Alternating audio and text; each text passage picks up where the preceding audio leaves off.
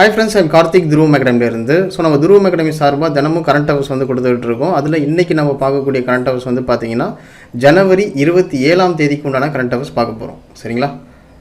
Okay, முதல் கேள்வி பாருங்கள். குடியரசு தின விழாவின் போது அண்ணா பதக்கம் எந்த நபருக்கு வழங்கப்பட்டுள்ளது? இப்போ சமீபத்தில் நடந்த 75வது குடியரசு தின விழாவில் அண்ணா பதக்கம் அப்படிங்கிறது யாருக்கு கொடுத்துருக்காங்க அப்படின்னு சொல்லி பார்த்தீங்கன்னா, இங்கே கொடுக்கப்பட்டிருக்கிற அனைவருக்கும். ஓகேங்களா? சிவகுமார், டேனியல் செல்வசிங், அதுக்கப்புறம் யாசர் அராஃபத், இந்த 3 பேருக்குமே அண்ணா பதக்கம் அப்படிங்கிறத வழங்கியிருக்காங்க. பொதுவாக அண்ணா பதக்கம் அப்படிங்கிறது யாருக்கு கொடுப்பாங்கன்னா, ஒவ்வொரு வருஷமும் வீர தீர செயல்களை புரிஞ்ச அரசு ஊழியர்களாக இருக்கட்டும், இல்லை பொதுமக்களாக இருக்கட்டும், ஸோ அவங்களுக்கு வீர தீர செயலுக்கான அண்ணா பதக்கம் அப்படிங்கிறத வழங்குறாங்க. ஸோ அந்த வகையில் இப்போ சமீபத்தில் பார்த்தீங்கன்னா தூத்துக்குடி, திருநெல்வேலி இந்த பகுதியிலலாம் பயங்கரமான மழை பெஞ்சுது. ஸோ அந்த மழை வெள்ளத்தில் பாதிக்கப்பட்ட மக்களோட உயிர்களை காப்பாற்றிய சிறுவன் டேனியல் செல்வசிங் அப்படின்றவங்களுக்கும், யாசர் அராஃபத் அப்படின்றவங்களுக்கும், வட்டாட்சியர் சிவகுமார் அப்படின்றவங்களுக்கும் இந்த வீர தீர செயலுக்கான அண்ணா பதக்கம் அப்படிங்கிறத வழங்குறாங்க. ஸோ எப்போ வழங்கினாங்க அப்படின்னு சொல்லி பார்த்தீங்கன்னா, சென்னையில் நடைபெற்ற 75வது குடியரசு தின விழாவில் நம்மளுடைய தமிழக முதல்வர் மு.க. ஸ்டாலின் அவர்கள் இந்த 3 வழங்கியிருக்காங்க. ஓகேங்களா? வைகுண்டத்தை சேர்ந்த வட்டாட்சியர் சிவகுமார் அப்படின்றவங்களுக்கும், திருநெல்வேலியை சேர்ந்த டேனியல் செல்வசிங் அப்படின்றவங்களுக்கும், தூத்துக்குடியை சேர்ந்த யாசர் அராஃபத் அப்படின்றவங்களுக்கும் இந்த வருடத்துக்கான வீர தீர செயலுக்கான அண்ணா பதக்கம் வழங்கப்பட்டிருக்கு. ஓகேங்களா? ரொம்ப ரொம்ப முக்கியமானது. ஸோ இந்த கேள்வியை பார்த்து வச்சுக்கோங்க. ஓகே, அடுத்த கேள்வி பாருங்கள். குடியரசு தின விழாவின் போது நெல் உற்பத்திக்காக வழங்கப்படும் விருதின் பெயர் என்ன?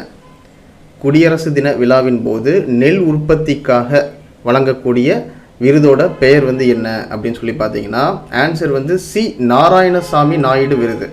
பொதுவாக சி நாராயணசாமி நாயுடு விருது அப்படிங்கிறது யாருக்கு வழங்குறாங்க அப்படின்னு சொல்லி பார்த்தீங்கன்னா, மாநில அளவில் திருந்திய நெல் சாகுபடி தொழில்நுட்பங்களை கடைப்பிடிச்சி அதிக உற்பத்தி திறன் செய்யக்கூடிய விவசாயிகளுக்கு பார்த்தீங்கன்னா இந்த சி நாராயணசாமி நாயுடு நெல் உற்பத்தி திறனுக்கான விருது வழங்குறாங்க. ஸோ அந்த வகையில் 2024ஆம் ஆண்டுக்கான சி நாராயணசாமி நாயுடு நெல் உற்பத்திக்கான விருது யாருக்கு வழங்கியிருக்காங்க அப்படின்னு சொல்லி பார்த்தீங்கன்னா, சேலத்தை சேர்ந்த சி பாலமுருகன் அப்படின்றவங்களுக்கு வழங்கியிருக்காங்க. ஸோ இதை வழங்கியவங்க யாருன்னு சொல்லி பார்த்தீங்கன்னா, நம்மளுடைய தமிழக முதல்வர் மு.க. ஸ்டாலின் அவர்கள் வழங்கியிருக்காங்க. அதே மாதிரி இந்த விருதுக்குண்டான பரிசு தொகை என்னன்னு சொல்லி பார்த்தீங்கன்னா 5 லட்சம் ரூபாய் பணம் கொடுக்குறாங்க. அதே மாதிரி 5000 ரூபாய் மதிப்புள்ள தங்க முலாம் பூசப்பட்ட வெள்ளி பதக்கம் கொடுக்குறாங்க. அது மட்டும் இல்லாமல் சான்றிதழும் வழங்குறாங்க. ஸோ 2024ஆம் ஆண்டுக்கான சி நாராயணசாமி நாயுடு நெல் உற்பத்திக்கான விருது யாருக்கு வழங்கப்பட்டிருக்கு? சி பாலமுருகன் அப்படின்றவங்களுக்கு. ஓகேங்களா? ஓகே, இந்த விருது ஏன் சி நாராயணசாமி நாயுடு அப்படின்னு சொல்லி பேர் வந்தது? அதாவது சி நாராயணசாமி நாயுடு அப்படின்றவர் பார்த்தீங்கன்னா விவசாயிகளுக்காக பாடுபட்டவர். கிட்டத்தட்ட 10 ஆண்டுகளுக்கு மேலே விவசாயிகளின் உரிமைக்காக பாடுபட்டவர்.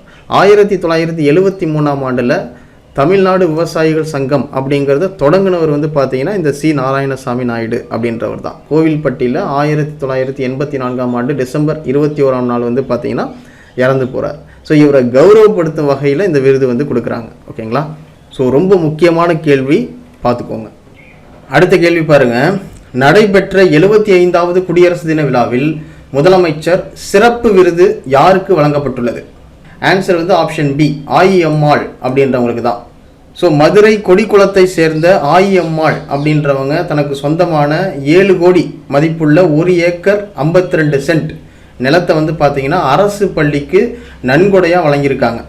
ஸோ அதனால் தமிழக முதல்வர் பார்த்தீங்கன்னா சிறப்பு விருது அப்படின்னு சொல்லிட்டு ஆயியம்மாள் அவர்களுக்கு கொடுத்துருக்காங்க. ஸோ இந்த காலத்தில் பார்த்தீங்கன்னா ஒரு 10,000 ரூபா பணம் மற்றவங்களுக்கு உதவி செய்யும் வகையில் நம்ம கொடுத்தா கூட அது பிறருக்கு தெரியணும்னு நிறைய பேர் நினைக்கிறது உண்டு. ஆனால் எந்த ஒரு எதிர்பார்ப்பும் இல்லாமல் கிட்டத்தட்ட 7 கோடி மதிப்புள்ள 1 ஏக்கர் 52 சென்ட் நிலத்தை பார்த்தீங்கன்னா அரசு பள்ளிக்கு நன்கொடையாக கொடுத்துருக்காங்க. ஸோ அதை பெருமைப்படுத்தும் வகையில் பார்த்தீங்கன்னா தமிழக முதல்வர் சிறப்பு விருது பார்த்தீங்கன்னா ஆயியம்மாளுக்கு கொடுத்துருக்காங்க. ஓகேங்களா? ஸோ நடைபெற்ற 75வது குடியரசு தின விழாவில் முதலமைச்சர் சிறப்பு விருது யாருக்கு வழங்கப்பட்டது அப்படின்னு சொல்லி பார்த்தீங்கன்னா ஆயியம்மாள் அப்படின்றவங்களுக்கு. சரிங்களா? ஓகே, அடுத்த கேள்வி பாருங்கள். குடியரசு தின விழாவில் கோட்டை அமீர் பதக்கத்தினை பெற்றவர் யார்? குடியரசு தின விழாவில் கோட்டை அமீர் பதக்கத்தினை பெற்றவர் யார் அப்படின்னு சொல்லி பார்த்தீங்கன்னா, answer option A, Mohammed Zubair அப்படின்றவர்.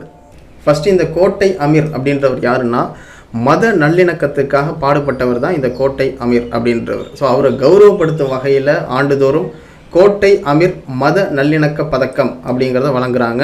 ஸோ அந்த வகையில் 2024ஆம் ஆண்டுக்கான கோட்டை அமீர் மத நல்லிணக்க பதக்கம் யாருக்கு வழங்கப்பட்டது அப்படின்னு சொல்லி பார்த்தீங்கன்னா ஆல்ட் நியூஸ் நிறுவனத்தின் இணை இயக்குனராக இருக்கக்கூடிய முகமது ஜூபைர் அப்படின்றவங்களுக்கு வழங்கியிருக்காங்க. ஓகேங்களா, இதை வழங்கியவங்க வந்து யார் சொல்லி பார்த்தீங்கன்னா நம்ம தமிழக முதல்வர் மு.க. ஸ்டாலின் அவர்கள். ஓகேங்களா, ஸோ ரொம்ப முக்கியமானது, நோட் பண்ணிங்க.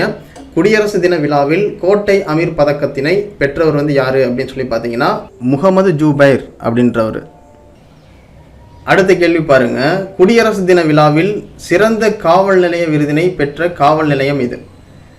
ஸோ இப்போ ரீசெண்டாக நடந்த குடியரசு தின விழாவில் சிறந்த காவல் நிலைய விருதை பெற்ற காவல் நிலையம் வந்து எது அப்படின்னு சொல்லி பார்த்தீங்கன்னா ஆன்சர் வந்து ஆப்ஷன் டி, மதுரை மாநகர C3 SS காலனி காவல் நிலையம். ஓகேங்களா, அதாவது ஒவ்வொரு வருஷமும் குடியரசு தினத்தன்னைக்கு அந்த ஆண்டு சிறந்த முறையில் சேவை செஞ்ச காவல் நிலையத்துக்கு சிறந்த காவல் நிலைய விருது அப்படிங்கிறத வழங்குறாங்க. ஸோ அந்த வகையில் 2024ஆம் ஆண்டுக்கான சிறந்த காவல் நிலைய விருதை பெற்ற காவல் நிலையம் வந்து எதுன்னு சொல்லி பார்த்தீங்கன்னா மதுரை மாநகர C3 SS காலனி காவல் நிலையம் தான். ஓகேங்களா, இதற்குண்டான விருதை பெற்றவங்க வந்து யாருன்னு சொல்லி பார்த்தீங்கன்னா அந்த காவல் நிலையத்தோட ஆய்வாளர் திரு பூமிநாதன் அப்படின்றவங்க அந்த விருதை வந்து வாங்கியிருக்காங்க.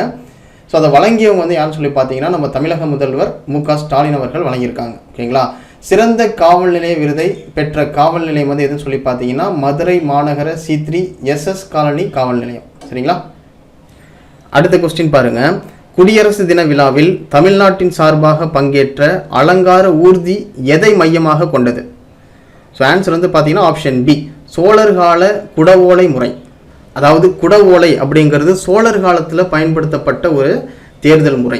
நிர்வாக சபை உறுப்பினர்களை தேர்ந்தெடுக்கணும் அப்படிங்கிறதுக்காக இந்த முறையை பயன்படுத்தினாங்க. கிராம வாரியாக இருக்கக்கூடிய மக்கள் எல்லாரும் ஒன்று கூடி அந்த உறுப்பினர்களை தேர்ந்தெடுப்பாங்க. ஓலைச்சுவடியில் பேர் எழுதி அந்த உறுப்பினர்களை தேர்ந்தெடுப்பாங்க. அதுதான் வந்து பார்த்தீங்கன்னா குடவோலை முறை அப்படிங்கிறது. ஸோ நம்ம தமிழக அலங்கார ஊர்தியின் கருப்பொருள் வந்து என்னன்னு சொல்லி பார்த்தீங்கன்னா குடவோலை முறை மக்களாட்சியின் தாய். ஸோ இதை கூட வந்து பார்த்தீங்கன்னா எக்ஸாமில் கேட்கறதுக்கு வாய்ப்பு இருக்குது. ஓகேங்களா, தமிழக அலங்கார ஊர்தியின் கருப்பொருள் கூட கேட்கலாம், குடவோலை முறை மக்களாட்சியின் தாய். அதே மாதிரி இந்த ஊர்தியில் வந்து பார்த்தீங்கன்னா ஒரு கோவிலும் இடம்பெற்றிருக்கு. அது என்ன கோவில்னு சொல்லி பார்த்தீங்கன்னா உத்திரமேரூர் வைகுண்ட பெருமாள் கோவில். ஓகேங்களா, இதை கூட கேட்கலாம். என்ன கோவில் வந்து பார்த்தீங்கன்னா நம்ம தமிழக ஊர்தியில் இடம்பெற்றிருந்தது அப்படின்னு சொல்லி கேட்டிருந்தாங்கன்னா உத்திரமேரூர் வைகுண்ட பெருமாள் கோவில். ஓகேங்களா, ஸோ இப்போ ரீசெண்டாக நடந்த 75வது குடியரசு தின விழாவில் தமிழ்நாட்டின் சார்பாக பங்கேற்ற அலங்கார ஊர்தி எதை மையமாக கொண்டது அப்படின்னு சொல்லி பார்த்தீங்கன்னா சோழர் கால குடவோலை முறை. சரிங்களா, அடுத்த கேள்வி பாருங்க, 75வது குடியரசு தின விழாவில் பங்கேற்ற சிறப்பு விருந்தினர் யார்? ஸோ ஆன்சர் வந்து பார்த்தீங்கன்னா ஆப்ஷன் டி, இமானுவேல் மேக்ரான் அப்படின்றவர் தான். ஸோ இப்போ ரீசெண்டாக வந்து பார்த்தீங்கன்னா நம்மளுடைய 75வது குடியரசு தின விழா வந்து பார்த்தீங்கன்னா நடந்தது. அதில் சிறப்பு விருந்தினராக கலந்துக்கிட்ட நபர் வந்து யாருன்னு சொல்லி பார்த்தீங்கன்னா பிரான்ஸ் நாட்டோட அதிபர் இமானுவேல் மேக்ரான் அப்படின்றவர் கலந்துக்கிட்டார். அதே மாதிரி நம்மளுடைய 75வது குடியரசு தின விழாவோட கருப்பொருள் என்னன்னு சொல்லி கேட்டாங்கன்னா வளர்ந்த இந்தியா, ஜனநாயகத்தின் தாய் இந்தியா. ஓகேங்களா, இது கூட எக்ஸாமில் கேட்கறதுக்கு வாய்ப்பு இருக்குது, நோட் பண்ணிங்க. ஸோ நம்ம நாட்டோடைய 75வது குடியரசு தின விழாவில் பங்கேற்ற சிறப்பு விருந்தினர் வந்து யார் அப்படின்னு சொல்லி பார்த்தீங்கன்னா பிரான்ஸ் நாட்டோட அதிபர் இமானுவேல் மேக்ரான். சரிங்களா, ஓகே, அடுத்த கொஸ்டின் பாருங்க, குடியரசு தின விழா அணிவகுப்பில் முப்படை வீராங்கனைகளின் குழுவானது யாருடைய தலைமையில் பங்கேற்றது? அதாவது குடியரசு தின விழாவில் முப்படை வீராங்கனைகளோட குழுவானது யாருடைய தலைமையில் பங்கேற்றது அப்படின்னு சொல்லி பார்த்தீங்கன்னா ஆன்சர் வந்து கேப்டன் சந்தியா அவர்கள் தலைமையில். அதாவது இப்போ ரீசெண்டாக குடியரசு தின விழா நடந்தது, அதில் முப்படை அணிவகுப்பு அப்படிங்கிறத நடத்தியிருக்காங்க. ஸோ அதை நடத்துனது இதுதான் முதல் முறை. ஓகேங்களா, ஸோ முப்படை அப்படிங்கிறது இராணுவப்படை, கடற்படை, விமானப்படையில் இருக்கக்கூடிய இராணுவ போலீஸ் படை. இந்த முப்படைகளையும் அணிவகுத்து தலைமையேற்று நடத்தியவங்க வந்து யாருன்னு சொல்லி பார்த்தீங்கன்னா கேப்டன் சந்தியா அவர்கள். ஸோ குடியரசு தின விழா அணிவகுப்பில் முப்படை வீராங்கனைகளின் குழுவானது யாருடைய தலைமையில் பங்கேற்றது அப்படின்னு சொல்லி பார்த்தீங்கன்னா ஆன்சர் வந்து கேப்டன் சந்தியா அவர்கள் தலைமையில் நடந்திருக்கு. ஓகேங்களா, அடுத்த கேள்வி பாருங்க, தமிழ்நாடு பீட் கண்காட்சியானது நடைபெறும் இடம் எது? ஸோ ஆன்சர் வந்து பார்த்தீங்கன்னா சென்னை. அதாவது பீட் அப்படிங்கிறது build enterprises in Adi Dravidar and tribes அப்படின்னு அர்த்தம். ஓகேங்களா, ஆதி திராவிடர் மற்றும் பழங்குடியினருக்காக நடத்தப்படும் கண்காட்சி. ஸோ இது வந்து பார்த்திங்கன்னா சமீபத்தில் சென்னையில் ஜனவரி 26 27 வரை நடந்தது. இதை தொடங்கி வச்சது வந்து யாருன்னு சொல்லி பார்த்தீங்கன்னா அமைச்சர் உதயநிதி ஸ்டாலின். ஓகேங்களா. தமிழ்நாடு பீட் கண்காட்சியானது நடைபெறும் இடம் வந்து எதுன்னு சொல்லி பார்த்தீங்கன்னா சென்னை. சரிங்களா. ஓகே, அடுத்த கேள்வி பாருங்கள். இனப்படுகொலை நினைவு தினம் ஆண்டுதோறும் எந்த நாளில் அனுசரிக்கிறாங்க அப்படின்னு சொல்லி பார்த்தீங்கன்னா ஆன்சர் வந்து ஆப்ஷன் சி, ஜனவரி 27. அதாவது அங்கங்கே இனப்படுகொலை நடக்கிறத நம்ம பார்த்துக்கிட்டு தான் இருக்கோம். ஓகேங்களா. ஸோ அதற்குண்டான ஒரு விழிப்புணர்வு ஏற்படுத்தணும் அப்படிங்கிறதுக்காக தான் இந்த இனப்படுகொலை நினைவு தினம் அப்படிங்கிறது அனுசரிக்கிறாங்க. ஸோ 2024ஆம் ஆண்டுக்கான இனப்படுகொலை நினைவு தினத்துக்கான கருப்பொருள் வந்து என்னன்னு சொல்லி பார்த்தீங்கன்னா ஃப்ராகிலிட்டி ஆஃப் ஃப்ரீடம் அப்படிங்கிறது தான். ஓகேங்களா. ஸோ இதுவும் முக்கியமானது தான், இது நோட் பண்ணிங்க. ஸோ இனப்படுகொலை நினைவு தினம் ஆண்டுதோறும் எந்த நாளில் அனுசரிக்கிறாங்க அப்படின்னு சொல்லி பார்த்தீங்கன்னா ஜனவரி 27. சரிங்களா. ஓகே, அடுத்த கேள்வி பாருங்கள். இந்தியாவில் அதிக எண்ணிக்கை கொண்ட கல்லூரிகள் பட்டியலில் முதலிடம் பிடித்துள்ள மாநிலம் எது? ஸோ நம்ம இந்தியாவில் அதிக எண்ணிக்கை கொண்ட கல்லூரிகள் பட்டியலில் முதலிடம் பிடிச்சிருக்கிற மாநிலம் வந்து எது அப்படின்னு சொல்லி பார்த்தீங்கன்னா ஆன்சர் வந்து உத்தரப்பிரதேசம். அதாவது 2011 ஒன்றிய கல்வி அமைச்சகம் வந்து பார்த்திங்கன்னா இந்த அறிக்கையை வெளியிட்டு வராங்க. அதன்படி 2021-22ஆம் ஆண்டு கணக்கெடுப்பின்படி இந்தியாவில் அதிக எண்ணிக்கை கொண்ட கல்லூரிகள் பட்டியலில் முதலிடம் பிடிச்சிருக்கிற மாநிலம் வந்து எதுன்னு சொல்லி பார்த்தீங்கன்னா உத்தரப்பிரதேசம். 2ஆம் இடத்துல வந்து பார்த்திங்கன்னா மகாராஷ்டிரா இருக்குது. 3ஆம் இடத்துல கர்நாடகா இருக்குது. 4ஆம் இடத்துல ராஜஸ்தான் இருக்குது. 5ஆம் இடத்துல தமிழகம் இருக்குது.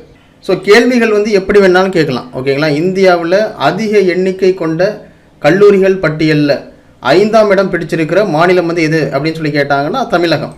ஓகேங்களா. அதே மாதிரி இந்தியாவில் அதிக எண்ணிக்கை கொண்ட கல்லூரிகள் பட்டியலில் தமிழகம் எத்தனாவது இடத்தை பிடிச்சிருக்கு அப்படின்னு கூட கேட்கலாம். அப்போ 5ஆவது இடம்.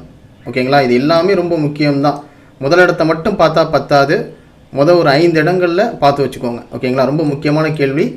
ஸோ நோட் பண்ணிங்க. அடுத்த கேள்வி பாருங்கள்.